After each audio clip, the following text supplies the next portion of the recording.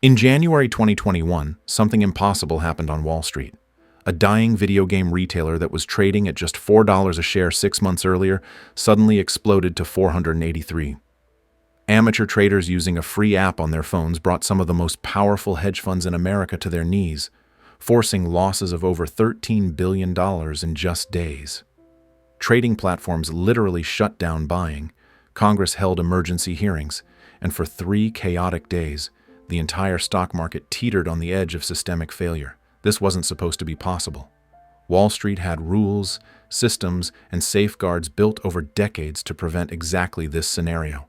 But a group of retail traders on Reddit found a weakness in the armor of institutional finance and exploited it with devastating precision. What you're about to learn isn't just the story of GameStop. It's the story of how the entire structure of modern markets was exposed as fundamentally broken and why what happened in January 2021 was just the beginning. If you want to understand the economic stories that shaped our world while most people were sleeping through them, please hit that like button and subscribe to the Sleeping Economist channel. Ring the notification bell because we're uncovering the financial mysteries that explain how we got here. Chapter 1. The Perfect Storm Setup. To understand how a bunch of people on Reddit nearly broke Wall Street, you need to understand 3 things: short selling, GameStop's situation, and a Reddit forum called Wall Street Bets.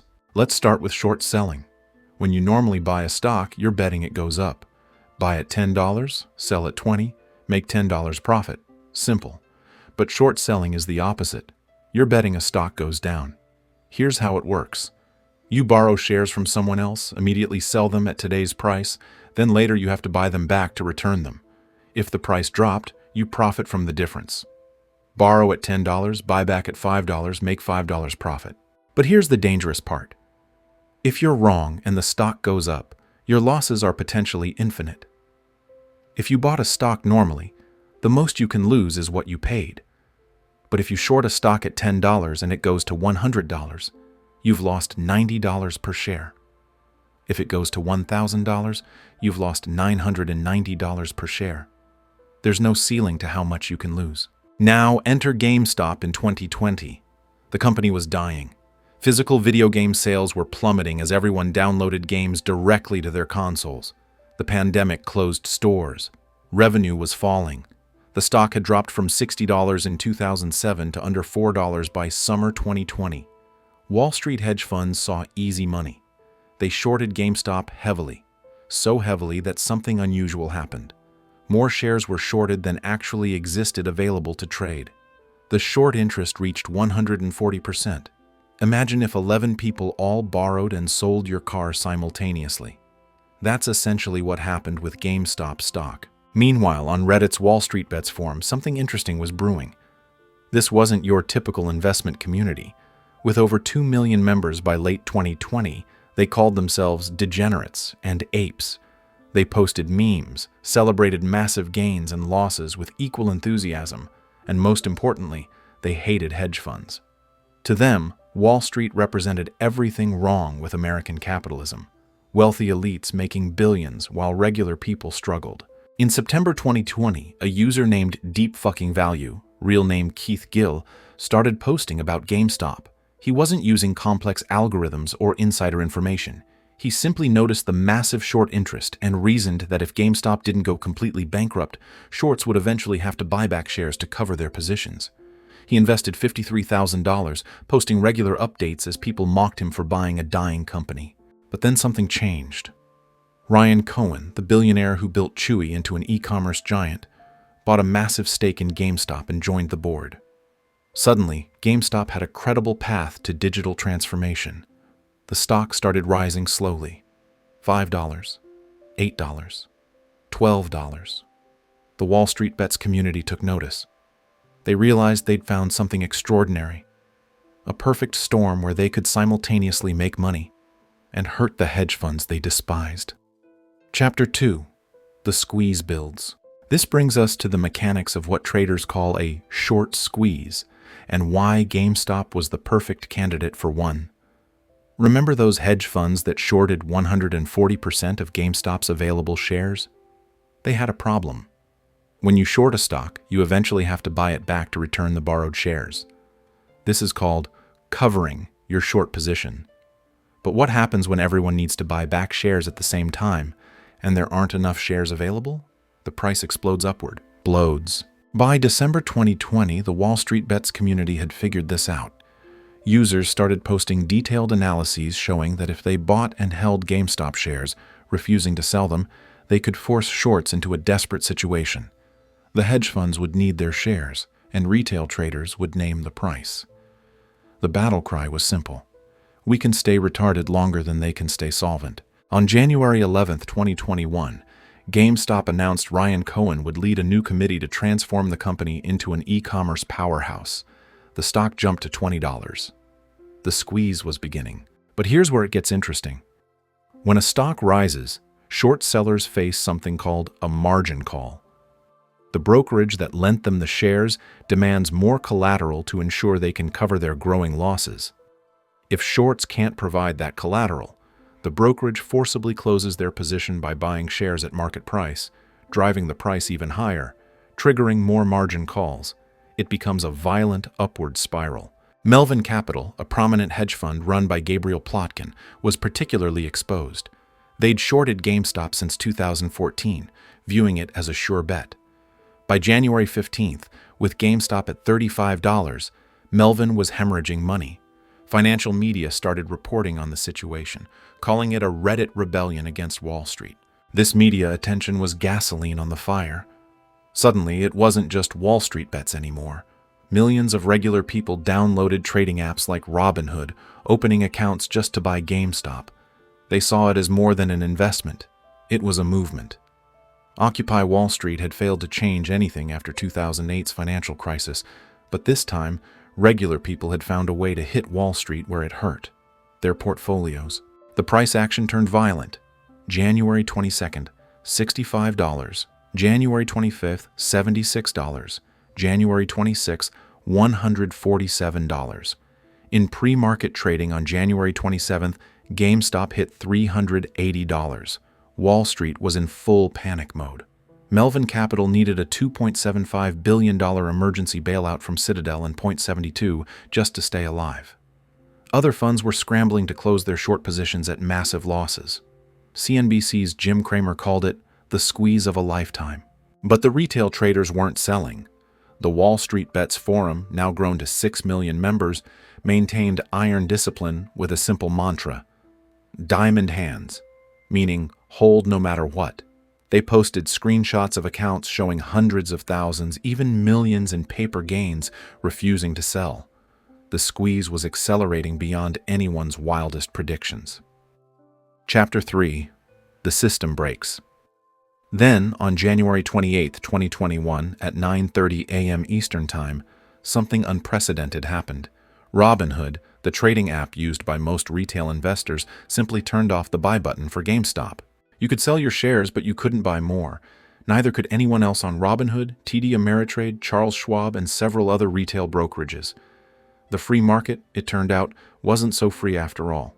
The excuse given was market volatility and regulatory requirements. But the timing was suspicious. Just when retail traders were about to deliver the killing blow to several major hedge funds, the rules changed. GameStop immediately crashed from $483 to $112 an hour. The backlash was instant and furious. Politicians from across the spectrum, from Alexandria Ocasio-Cortez to Ted Cruz, condemned the trading restrictions. Lawsuits were filed within hours. The Wall Street Bets Forum exploded with accusations of market manipulation and criminal conspiracy. But to understand why Robinhood really shut down trading, you need to understand how they make money. Despite offering commission-free trades, Robinhood earned over $600 million in 2020 from something called payment for order flow. They sell their customers' orders to market makers like Citadel Securities, who execute the trades and profit from tiny price differences. Here's the problem. Citadel Securities processes 47% of all retail trading volume. Citadel's founder, Ken Griffin, also owns the hedge fund that had just bailed out Melvin Capital. When GameStop threatened to cause a systemic market failure, Citadel had exposure on multiple fronts. Behind the scenes, something even more serious was happening. The Depository Trust and Clearing Corporation, which processes all stock trades, demanded Robinhood post $3 billion in collateral. Money Robinhood didn't have. The clearinghouse was terrified that if GameStop's price swings continued, someone in the chain would default, causing a domino effect of failures. Robinhood's CEO Vlad Tenev made desperate overnight calls to raise $1 billion from investors. But it wasn't enough. The only option was to stop the buying. The retail traders had discovered something nobody wanted them to know.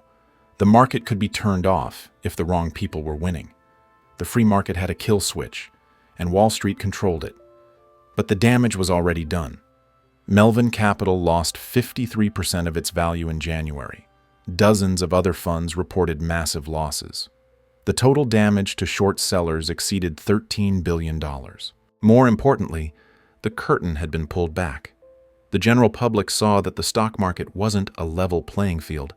It was a casino where the house could change the rules mid-game if the players were winning too much. The Securities and Exchange Commission opened an investigation. Congress scheduled hearings. The FBI started looking into potential manipulation. For 3 days, the entire financial system held its breath, wondering if this was the beginning of something much bigger. Chapter 4. The immediate fallout. The aftermath of January 28th was chaos. GameStop's stock price whipsawed wildly, $112, then $325, then $60, all within days. Retail traders who bought at the peak lost life savings. Others who sold at the top became millionaires overnight. The Wall Street Bets Forum became a digital battlefield of celebration, despair, and conspiracy theories. But the real action was happening in Washington and on Wall Street. On February 18th, Congress held a hearing titled GameStop: Who Wins and Loses When Short Sellers, Social Media, and Retail Investors Collide. The key players were summoned: Vlad Tenev from Robinhood, Ken Griffin from Citadel, Gabriel Plotkin from Melvin Capital, and Keith Gill, the retail trader known as Deep Fucking Value. The hearing was theater. Politicians grandstanded, executives deflected, but Keith Gill stole the show. Appearing in a suit and red headband, sitting in a modest room with a poster of a cat hanging behind him, he calmly stated, "I like the stock." He maintained he simply saw value where others didn't, using publicly available information. He'd turned his $53,000 investment into nearly $50 million. The SEC's investigation revealed disturbing details. The report confirmed that shorts had not covered their positions during the initial price spike. The price increase was purely retail buying pressure. This meant the squeeze could have gone much higher if trading hadn't been restricted. They also found that payment for order flow created serious conflicts of interest, but stopped short of calling it illegal. The clearinghouse issue exposed another problem: the 2-day settlement period for trades, a relic from when stock certificates were physically moved, nearly broke the system. When volatility spiked, the collateral requirements became impossible for brokers to meet. The entire infrastructure of modern trading was outdated and fragile. Robinhood faced the worst consequences. Over 50 lawsuits were filed. Their IPO later that year flopped, with the stock falling below its offering price. Customer trust evaporated. Many users transferred their accounts to other brokerages. The company's valuation dropped from $40 billion to under $10 billion within a year. But the hedge funds adapted quickly. They developed new risk models accounting for social media-driven trading. They reduced their short positions across the board. Some funds started monitoring Wall Street bets and similar forums with artificial intelligence, trying to predict the next squeeze. The retail traders had won the battle, but at a cost. Many held their positions too long, watching paper profits evaporate. The community fractured between those who sold and those still holding, hoping for a second squeeze. The unity that made the squeeze possible dissolved into infighting and blame. Yet, something fundamental had changed. Retail traders now knew they had power. If they acted together, they could move markets. The question was whether they could organize again, or if Wall Street had learned enough to prevent it. Chapter 5. The Long-Term Aftermath. 2 years later, the GameStop squeeze's impact on markets remains profound. The SEC implemented new rules requiring faster trade settlement, reducing the timeline from 2 days to 1 day by 2024. Brokerages raised billions in additional capital to prevent future trading halts. Short selling changed dramatically. Before GameStop, shorts operated in shadows, rarely disclosing positions. Now, they faced constant scrutiny. Retail traders actively hunted for heavily shorted stocks, hoping to trigger squeezes. The mere rumor of high short interest could send stocks soaring. Short sellers reported their worst year in decades in 2021, with many funds closing entirely. Payment for order flow came under intense scrutiny. Gary Gensler, the new SEC chairman, called it a conflict of interest that hurt retail investors. The European Union had already banned the practice. Proposals to eliminate it in America gained momentum, though Wall Street lobbied hard against changes. GameStop itself underwent a remarkable transformation. The company raised over $1 billion selling new shares during the squeeze. They paid off all debt, hired hundreds of tech specialists, and launched an NFT marketplace. While the business transformation remained uncertain, they'd bought years of runway to attempt a digital pivot. The meme stock phenomenon exploded beyond GameStop. AMC Theaters, BlackBerry, Bed Bath & Beyond. Any struggling company with short interest became a potential squeeze target. Retail traders coordinated on Reddit, Discord, and Twitter, moving billions of dollars with viral posts. The traditional relationship between fundamental value and stock price broke down. Wall Street responded by hiring social media analysts and Reddit experts. Hedge funds created algorithms to scan retail sentiment. Some funds started taking positions aligned with retail traders, trying to profit from the momentum. The predator-prey relationship evolved into something more complex. But regulators struggled to keep pace. Market manipulation laws written decades ago didn't account for decentralized social media coordination. Was it illegal for thousands of people to independently decide to buy a stock after reading the same Reddit post? The line between free speech and market manipulation blurred beyond recognition. The psychological impact was perhaps most significant. An entire generation of traders learned that markets weren't efficient or rational. They were games with rules that could be exploited or changed. This cynicism toward traditional finance drove interest in cryptocurrencies and decentralized finance, promising markets without gatekeepers. Chapter 6. The Human Lesson. So what can regular people learn from the GameStop squeeze? The lessons are both empowering and sobering. First, information asymmetry is breaking down. The tools and data that were once exclusive to Wall Street are increasingly available to everyone. You can see short interest, options flows, and institutional positions from your phone. Knowledge truly is power in modern markets, and that power is democratizing. Second, the market structure favors institutional players, but it's not invincible. When retail traders act in coordination, they can overwhelm traditional strategies. The key is understanding the mechanics, how clearing works, why margin calls matter, what causes forced buying. Third, and this is crucial, the house always protects itself. When push came to shove, the system chose stability over fairness. Trading was halted not because retail traders broke rules, but because their winning threatened systemic collapse. The free market has boundaries, and those boundaries are drawn by those with the most to lose. Fourth, social media has fundamentally changed investing. Stock prices can now be driven by memes, narratives, and tribal dynamics rather than earnings or growth. This creates both opportunities and dangers. You can profit from these movements, but you can also be destroyed by them. Fifth, if you're going to play this game, understand what you're really doing. The GameStop traders who made millions had clear exit strategies. They understood the mechanics of short squeezes. They took profits. The ones who lost everything were following a movement they didn't fully understand, holding for a principle rather than a plan. The practical takeaway is this: the market is not your friend or enemy. It's a system. Learn its rules, understand its pressure points, and respect its power. The GameStop squeeze proved that retail traders could win, but it also showed the price of that victory. The system will adapt, the rules will change, and the next battle will be different.